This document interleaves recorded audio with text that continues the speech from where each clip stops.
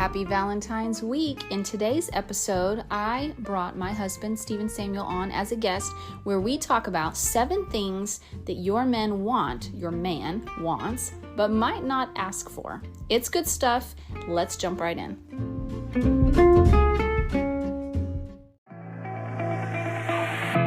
Hi, and you're listening to Java with Jen with your host, Jenna Lee Samuel.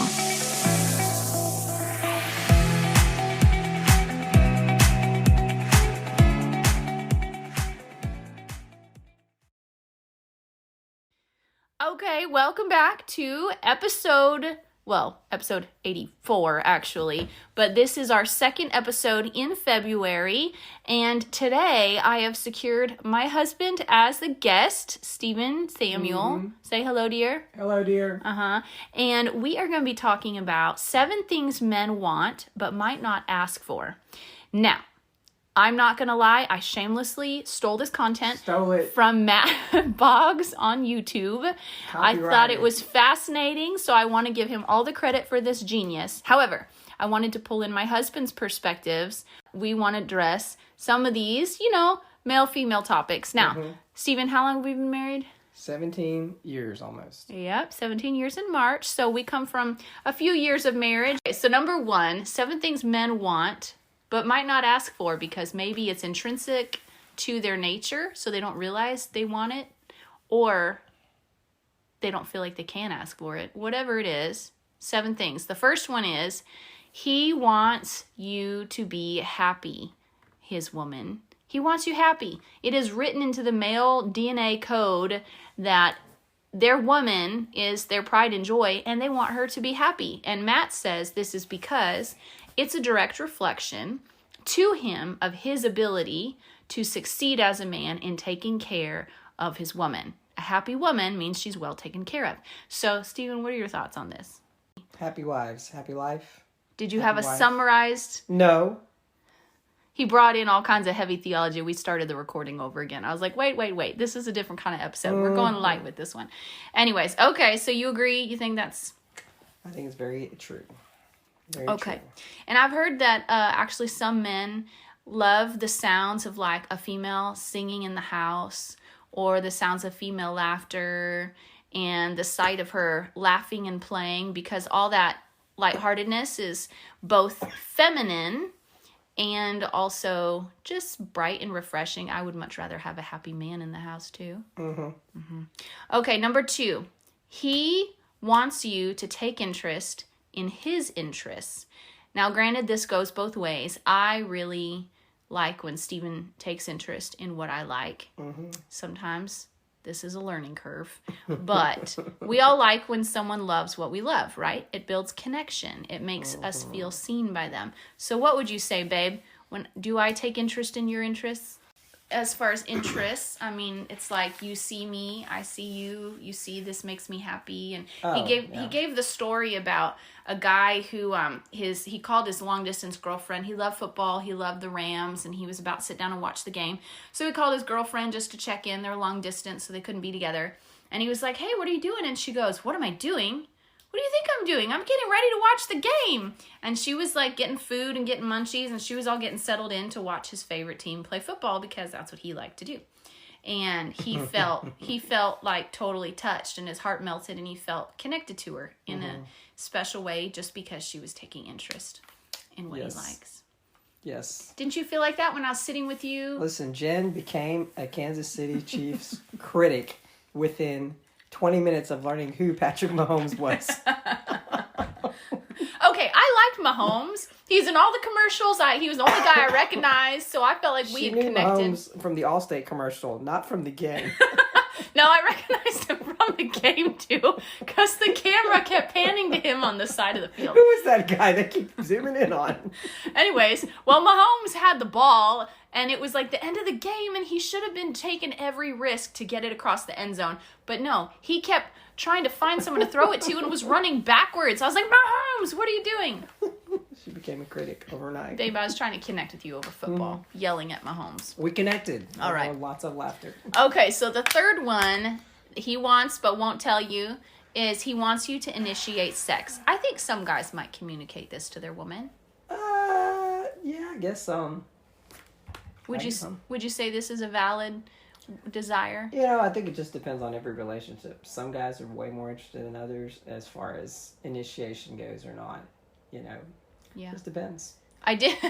Matt Boggs did say, he goes, now listen, females, if you're the one who's the sex machine and you're always initiating, good God, give your man a break. I was like, that's funny. But I'm glad Matt did. That's funny.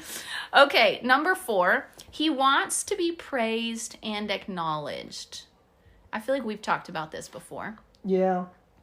I think, love languages speak a lot to that. Words of affirmation, praise and acknowledge. I mean, guys, if they're good providers, want to be affirmed in that. And gratitude goes a long way, but now, and not just provider, I mean, it goes both ways. I mean, we have families now where husband and wife work, and so gratitude both ways of sacrifices made.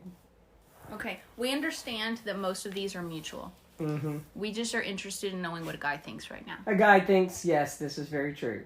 So how practically would that show up in a way that feels natural? Oh, just words of affirmation, thanks.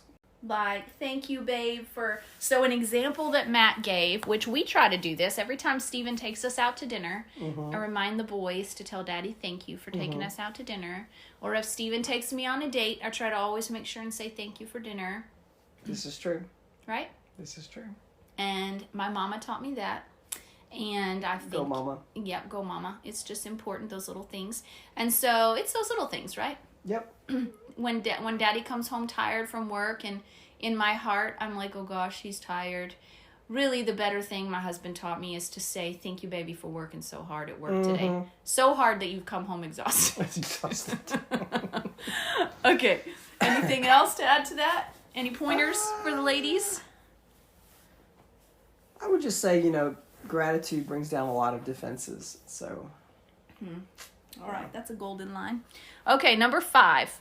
Encourage him to go get some guy time and some independence. Mm-hmm. Because guys crave adventure, and they also need a sense of independence. And us girls, we like our girl time. Women need women, and we definitely need to get our girl time in. And so guys would love the freedom to know that they can go get guy time without feeling like they're insulting you or making you feel like he doesn't want you around or something. Yeah. Elaborate on this, dear. Well, I mean, I think there's times that, guys want to be home with their family and kids, that there's times they need to just, and some guys, they, thrive on other company of other men. Mm-hmm. They go hunting in groups and stuff like that. Some guys, quite a few of my friends, they just like to be alone. They like to go somewhere, be alone, sit down. I like to go sit down, read a book. Yeah. Drink coffee by myself with nobody bothering. I feel like I'm pretty good about giving you independence time. Mm-hmm. You think? Yes, I would think so. Sometimes too much. Sometimes he's like, come home, woman. Mm-hmm. No, I do. I send Steven off. Well, actually, it's usually his suggestion, but there actually have been times when I told him to go off and take a weekend and do his writing or go spend some time tackling his vision and agendas for the next year or whatever. He goes away on missions trips and stuff like that, but it doesn't bother me. I'm quite independent as well. And sometimes I like not having an extra person to tend to for a few days. And absence makes the heart grow fonder, right? Okay, so with that, now I will say this. Given the fact that men need adventure and guys getting away, there's one little aspect of this that I think makes it even more important. Is I actually have heard from a few different men, both in messages and in relationships, like secondhand relationships, that a man's need for adventure, if it's not being satisfied, can actually create a struggle with pornography if they're not careful or if that's something in their history. Because whatever it is that pornography does in the male mind, it elicits a sense of chase and desire and adventure, and it kind of scratches that itch. And so I remember Chris Valentines' son, Jay Valentin, was sharing one time that he had struggled with pornography for years, got set free, was living free from it, but he found himself kind of like feeling pulled in that direction again. And he was like, what is going on? And so he stopped and he just asked his heart, like, hey, Jay, what is it you're actually looking for? Like, what is your heart actually craving that you think pornography is going to fix? And he just kind of listened to his heart. And he was like, you know what? I need adventure. And so he went home and he said, you know what, hun? I need to go hunting. I need to go get some adventure. Mm-hmm. And so he went, he took the weekend, he had some adventure, went hunting, killed something, brought it home, had the chase, had the conquering. It was wonderful. And he said that when he got back and kind of got that fix for his soul, he didn't feel the draw to the pornography anymore. And so it was actually like that craving for adventure was showing up. It was creeping up in that little aspect. And I've known other people too that was kind of an issue. And so for any guys or wives, if your guy struggles in this area, you know, make sure that he has an outlet for adventure and for the chase and for conquering and feeling like they can master life. If your guy lives a stressful life with work and family demands and bills and all of that stuff, he probably is due for some adventure. And that could be playing football with the guys or killing an animal, whatever. So what would you say to that, babe? Quite a few thoughts on that. I mean, I don't know if it's always directly connected. Usually addictions like pornography and whatever, there's always a deeper root. I mean, I get what he's saying. You know, when you get fatigued emotionally, temptation has can have a foothold, and that's very true. When guys get emotionally fatigued, physically fatigued, they need recreation to relax. Some guys, other guys, they don't need recreation. They just need to sleep or whatever. So there is an element of truth to that, but I would say, yeah, guys do need time alone. Just like I think everybody needs time alone at some point. You know, if you're always going and going, especially now we're so inundated with media and phones. I mean, like, you can literally stress yourself out. 30 minutes on your phone every day can kill you. That's true. And so turning off devices is a huge way to avoid addictive habits kicking in. Yes. That's good. And as far as guys wanting to be encouraged to go get some guy time. Oh, yeah. Always good to have friends over and hang out or go somewhere and hang out. Yeah, this is true. Okay. Number 6, guys crave our confidence in them. They won't necessarily ask for it because a lot of times guys won't ask for what they want because it feels quite vulnerable to ask for what their needs are. And so a guy who's going to actually express what his needs are has probably had to think it through a lot, has had to wrestle through it, and has to figure out how to word it so it doesn't sound needy. Yeah. Because guys are not likely to say, oh, this is what my needs are. But they do. They crave our confidence in him. Which is why, ladies, if he's driving and you're talking over his shoulder, micromanaging how he's driving, which I am very guilty of, then he might get defensive because it insults his perception of your confidence in him. He feels like, oh, she's going to micromanage my life. She has no confidence in my abilities. Would you say that's right? Well, I mean, I think, you know, guys need encouragement, confidence. The male ego is very fragile. And so guys, because they fear rejection many times, and it's not like a blanket statement like all guys aren't in this, but many guys fear rejections. So for fear of rejection, they just won't ask. You know, and so especially if it's an area where they've asked and been rejected before, you know. Yeah. So going back to the actual point of guys craving our confidence in them, what is it women can do to communicate their confidence in their guy? Communicating words, you know, words of encouragement as far as like, you know, thankfulness. I don't know.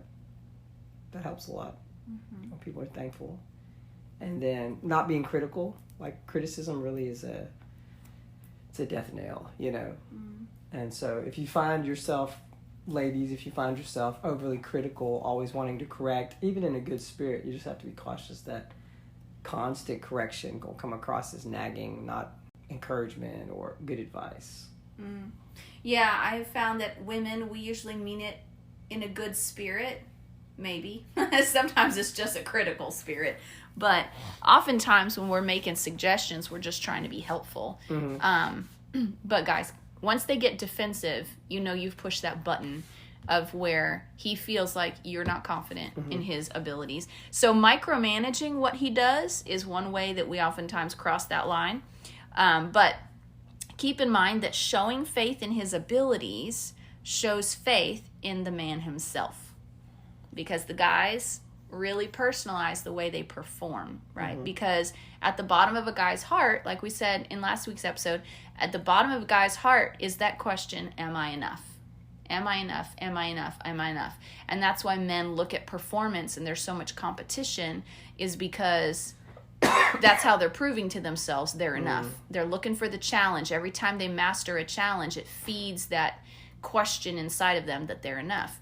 And so when you show that you're confident in who he is or in what he's doing, then it satisfies. That's like the same thing as your guy looking at you and making eyes at you and telling you just how beautiful you are. You know, it feeds that inner longing. Yeah.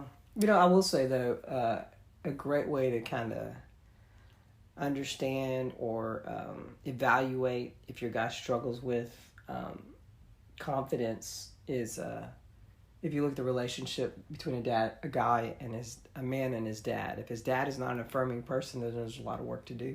Oh, yeah. But if he is an affirming person, you'll find that it's a lot easier to be corrective and show respect, whereas their ego is very fragile, especially if they didn't have a good dad. And I remember reading James Dobson's book, Bringing Up Boys, and toward chapter 9 or 10, he talks about he was meeting with a CEO of a corporation, and he was asking him, how he hires for upper level management.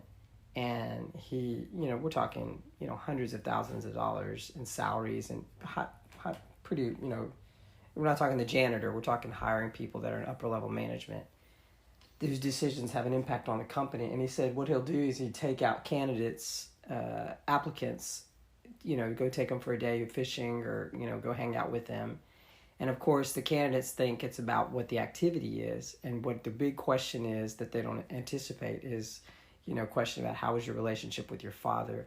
And the CEO said he would never hire somebody that struggled in their relationship with their father and didn't have resolution. And it sounds pretty harsh, but it seemed to be a great tool that worked for him. Guys, when they come out of an abusive relationship with their dad or a neglectful father, the need for respect is much higher than guys that didn't. Yeah, that makes sense, because they're looking for kind of what Wild at Heart, the book Wild at Heart talks about. Men are looking for that approval and that affirmation that they're a real man from their father. Yeah, and that's where that comes from, that validation. And if it doesn't come, their soul keeps looking for it. Yeah, and it's kind of a balancing act, because men are looking for validation from other men. When they start looking for it in women, it can become a very cyclical, a downward spiral, And so that's why it's good to have, like the previous point, it's good for men to get around other men and that are good and healthy and can validate their parenting, validate their fatherhood. Yep. Yeah. Okay, so last one, number 7. What he needs from you that he may not ask for is respect. RESPECT. Find out what it means to me or him. Okay, so respect. Trying to keep it interesting here. Respect. Trying to show him respect can show up in various ways. Now, I know when we first got married, this was a struggle because I grew up with sisters and a very involved mom. But my dad was kind of more quiet in the background, and my brother just played by himself. So I didn't really grow up with men teaching me how men perceive respect, because I just thought from a girl lens and thought it was similar, and it clearly is not. And so for guys, ways that respect shows up can show up in how we listen. I know it does bother Stephen if I don't let him finish what he's saying. That's how we started this episode. Interrupt. Sorry. Timeliness, being courteous of their time. To me, that's a big one. Different personalities. Stephen is not timely, and so he probably doesn't take it too personal if you're late to an appointment with him. But for me, it's a big deal. It's like an issue of respecting my time. Honoring our differences, where You can be different. You love theology and apologetics. I love knowing I'm reading the Bible correctly, but stick me in a Bible history apologetics course and I'm going to struggle, right? Give me the science course, not the history course, you know. We each have our nerdiness. Anyways, and we can honor the fact that we have differences, but that shows respect when you can honor the differences rather than reject them. Courtesies, common courtesies like please and thank you, or being quiet when I'm sleeping, or not stepping on my toes when we're all in the kitchen, you know, stuff like that. What are some courtesies that convey respect to you? Courtesies. I think respect, I think in Eggerich's book, he talks about his book, Love and Respect. He says, above everything that men want, respect is the highest priority. Even sex. Men would rather have respect than sexual intimacy, which is kind of crazy, but that's the big thing. It's like respect is the central need in a guy's life. And so... Does sex convey respect? I don't think so. No. I think respect is not so much... it's not so much the presence of respect, it's the absence of disrespect. So like correcting a guy in front of all of his friends or in front of the kids like he's an idiot, that's disrespect, you know. And it's not that he doesn't want to be corrected, it's the tone in which you correct. If you correct him in a way that like you're foolish, which I've seen wives do that to their husbands, and it's humiliating for every man in the room when a wife tears down her husband, sometimes jokingly, sometimes very intentionally or maliciously. Regardless of the motivation, it's disrespect, you know. And so, I mean, wives wouldn't like it either, but I'm just saying for guys it speaks a lot more because they're supposed to be in the scriptural context, head of the home. They're the ones that's supposed to be the leader. And then when a woman or a wife disrespects him in a way that's, a dishonoring way, then it can be very wounding. That'd be like the equivalent of you coming to work and your husband walking in the room and criticizing your outfit and your hair in front of all the girls in the office. Yeah, that'd be kind of rude. I'm sorry, babe, I did that the other day. I know, he called me on it. I didn't realize it was kind of one of those things where the words kept coming and I was like, this is getting worse and worse. The more I'm talking, it's going downhill really fast. And it started as a lighthearted joke, and later he was like, that was really disrespectful. I'm like, I'm sorry, babe. But you did good. You didn't get like mean or defensive or anything. Not badly defensive. Maybe a little edged, but I understand. So anyways, respect is important to the men. Do you got any more practical suggestions on what that looks like? I think, like I said at the beginning, it's not so much the presence of respect, it's just the absence of disrespect, you know. Yeah. And for some guys, you know, they have different levels of tolerance, you know. What might be one disrespectful for one is not for the other, you know. True. You know what? I remember one time that my husband came in the room and we were in a meeting with our Chi Alpha staff, and I turned around, I was like, babe, I've been looking for you all day. And it was not a disrespectful comment. And Stephen didn't take it disrespectfully. But there was another guy in the room who's a words of affirmation guy. And he pulled me aside later and he's like, listen, if my wife had talked to me like that in front of the whole staff, I would have been really humiliated. That was really disrespectful. And I was like, really? I didn't think I was being disrespectful. And so I checked with my husband. He's like, no, I wasn't disrespectful. And so that guy, though, that was his threshold. It would have been disrespectful to him. So all guys are a little bit different. So your husband, it'd be a good question to maybe ask your husband, hey, what are some practical ways that I communicate disrespect unintentionally? Or what are some ways I can communicate respect intentionally? I think one thing I like to do, which is really simple, but I try to honor a guy's strength. And so, like, if I can't open a jar, instead of fighting with it, I will easily just go find a man and ask him to open it for me. Or, like, when I'm on an airplane and I have my little carry-on bag, instead of struggling to get it in the bin, I will find an able-bodied gentleman nearby and say, would you mind if I borrow your muscles real quick? Can you please put this up there for me?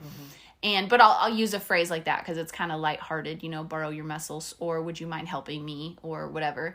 And I just find that guys like to be the hero in that moment. And I do that with my boys, and I do that with Steven, and really any male that's nearby me, as long as it's not taken in a flirtatious way. Then I like to honor their strength and I think it makes guys feel respected, right?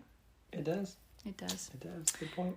Okay, so, all right, there's your 7 things men want but might not ask for. 1, he wants you to be happy, ladies. So sing like a songbird in the house. Be happy, have happy thoughts, focus on the positive and gratitude. I think gratitude is one of the best ways to cultivate a happy heart. That's good. As a woman, as a person, really. I teach Shiloh this all the time. 2, take interest in his interests.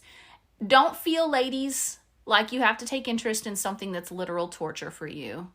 I will never love playing Risk, and I have made that clear to my husband. But I'm happy to give him the time and space to play it with his buddies. However, football, I'll sit down. I like making all the food. I like sitting and screaming at the TV with the rest of them. 3, he wants you to initiate sex, particularly if he is mostly the initiator. So take an opportunity to do that. Number 4, he wants to be praised and acknowledged in all the little ways. Not all the time, 100%, but just look for the little things. 5, encourage him to go get some guy time and have a little independence or some adventure. He needs that, especially if he's been working a lot. 6, guys crave our confidence in him, meaning don't micromanage if he's doing something, even though he is most likely doing it differently than you would. And show faith in his abilities, like, oh, babe, thanks. I always know that it's going to be taken care of when you handle blah, blah, blah. Or one thing we say around the house that I say on purpose is, if it's broken, it's okay. Dad can fix anything. That's actually a mantra in our house. Dad can fix anything. But I intentionally say that to the boys because I want them to see that I have confidence in their dad's ability to fix all the things. Plus, it inspires him to fix all the things. Do you appreciate that I say that? Sometimes, except for when it comes to the laundry list, right? And the last thing is respect. Communicating respect to your guy in the little ways, in how you listen, in your timeliness, in honoring your differences instead of being irritated by them, and in common courtesies. Please, thank you. Clean up after yourself. Fold your laundry. Hang your laundry. Shoot. Preaching to myself right now. And honor his strength by pulling on it sometimes. Okay, any last suggestions for the ladies? Sounds good. Was this insightful? Insightful, yes. Okay. All right, well, ladies, there you go. Happy Valentine's Day. And for those of you who are single, happy Galentine's Day with your girlfriends. Girls, Galentines. Okay. It's a thing. It's really actually a thing. Okay. Go have fun with your girlfriends, or go have a date by yourself, or stay home and pretend it's a day like every other day. But for those of you who are celebrating Valentine's Day, happy Valentine's Day. And I hope this was helpful.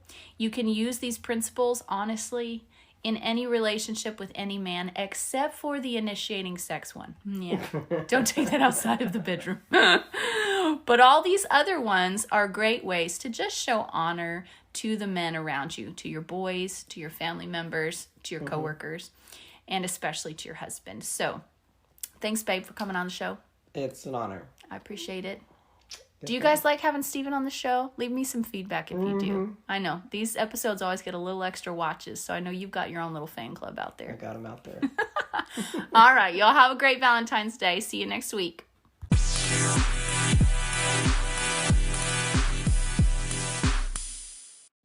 Okay, so your life hack for today is one great way to find new date ideas is you can go on Pinterest and look up date night ideas for your spouse, or just date night ideas or whatever, and that will get the ball rolling. You can also look up date night ideas for enter your city here, Beaumont, Texas, or Houston, Texas, or whatever. But another one I love is go to Groupon.com, and there will be lots of different like unusual excursions, or like they have one that's like a what's it called when you follow clues around the city? Scavenger hunt. There's like a scavenger hunt or different things in your city that you could do as a date night that makes for a fun little extra adventure. You could also do an escape room. Just Google escape room in my city and look up your city. And those are really fun, or like a bike tour of your city. There's all kinds of fun things, and I found all those ideas on Groupon. So Groupon or Pinterest are really fun places to find date night ideas. And if you know of a great date night idea or somewhere that you got some great ideas, let me know. Come on Instagram, Java with Jen, and drop your suggestion in a comment or send me a message, because if you guys have some great suggestions, I'll include those in these next couple of episodes. So thanks guys for listening. Don't forget to stay tuned for next week. We're going to talk about how to add love and nurture connection with your kids. And that's going to be a whole fun episode in itself. And then the last episode of the month is, again, on love and relationships, but how to love yourself, self-love from a godly perspective. Our culture, it's very trendy, self-love, but I want to approach it from a godly perspective that includes scripture. We're also going to address postpartum depression. We may do it in that episode or maybe in the next one in March. So we've got some good episodes coming up, and that one I'm going to be interviewing a licensed therapist, psychologist. She has her own business, and it's just going to be good stuff. So stay tuned for those. Those are coming at you, and you guys have a wonderful Valentines. Thanks so much for tuning in to today's show. For those of you who've rated or shared this podcast on social media, thank you. Reading your comments and reviews always means so much to me. Listen, let's stay connected. Come follow me on Instagram at Java with Jen, where you can follow the latest and say hey. It's a really great way to stay in touch. Many of you have also asked how you can support the show. You can make donations through the Anchor app or on Patreon. Or, of course, by sharing, rating, and reviewing on social media and iTunes as well. Your heartfelt feedback always reminds me why I do this. Until next time, remember, you will fulfill your greatest destiny one day at a time.